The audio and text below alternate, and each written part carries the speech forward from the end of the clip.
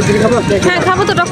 আসসালামু আলাইকুম ভিউয়ার্স, কেমন আছেন আপনারা? চলে আসলাম আরেকটি নতুন ব্লগ নিয়ে। এই ব্লগে আপনারা দেখতে পারবেন কক্সবাজার নামকরা রেস্টুরেন্টে আমাদের কিভাবে মাছি খাইয়ে দিল, শখ করে অক্টোপাস খাওয়া এবং রামুতে গিয়ে মৃত্যুর মুখ থেকে ফিরে আসা। এখানে সবাই ওয়েট করছি, আমরা যাব কাঙ্ক্ষিত উদ্দেশ্যে, হচ্ছে কক্সবাজার।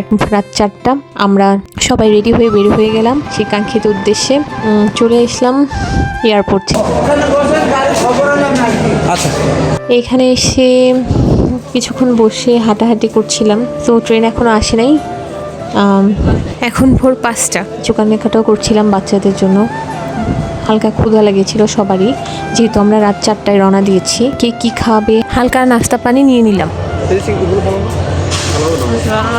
কফি খাচ্ছিলাম হালকা টায়ার্ডনেস দূর করবার জন্য, যেহেতু ঘুম ঘুম পাচ্ছিল। এখনো ট্রেনের কোনো দেখা নাই, কি বোর ফিল হচ্ছে মানে বলার বাইরে। সবাই ওয়েট করছিলাম কখন ট্রেন আসবে, কখন ট্রেন আসবে।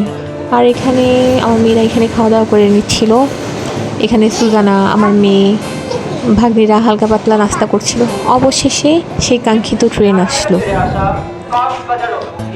ইস, আমরা এখন উঠে যাব, কি মজা তাই না লাগছে। ট্রেন আসলো। এই এটা বুঝছো, এটা যেটা যাইতেছে, যা ওই যে ডাবের ডগ, যাও যাও যাও যাও, ওনার পিছে পিছে যাও, ওনার পিছে পিছে যাও। আমাদের সুটকেস এগুলো খুলে নিয়ে যাচ্ছে। এখন ট্রেনটা ছেড়ে দিল, অনেক ভালো লাগছে।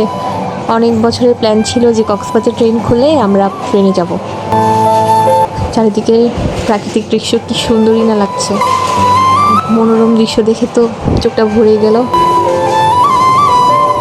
অবশেষে ইনশাল্লাহ দেখা হবে আপনাদের সাথে কক্সবাজারে।